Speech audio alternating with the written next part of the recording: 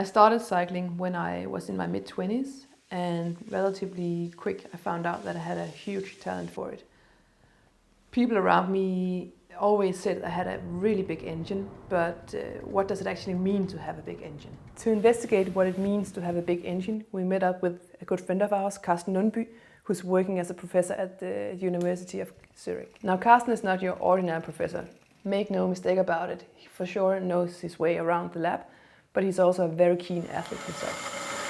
So today we measured Annikka's blood volume, and we did this because it's one of the major determinants of exercise performance.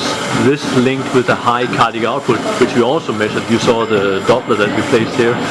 Those two are the two main components of aerobic exercise, and so we haven't looked at the data yet, but I expect Annikka to have really high values for both because she is the world champion.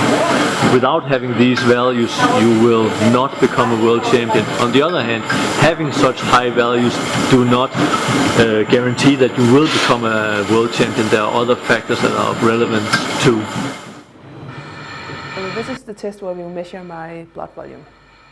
And the result shows that in total I have 5.7 liters of blood. To show you exactly how much 5.7 liters is, we found this jar and put exactly 5.7 liters into this jar.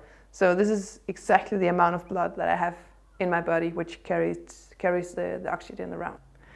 In race bottles, it would correspond to approximately this amount of full bottles. After measuring my blood volume, we measured my maximal cardiac output. Maximal cardiac output is an expression for the amount of blood that the heart is able to pump out per minute.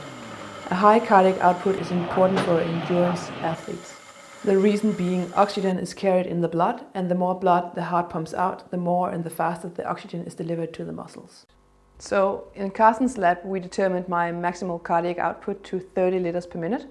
To give you an idea of how much that actually is, it corresponds to 4 of these water taps running full gas at the same time. If you want to know what blood volume and cardiac output mean for my VO2 max and power, then go to my blog for a much more detailed description as well as the training that I do.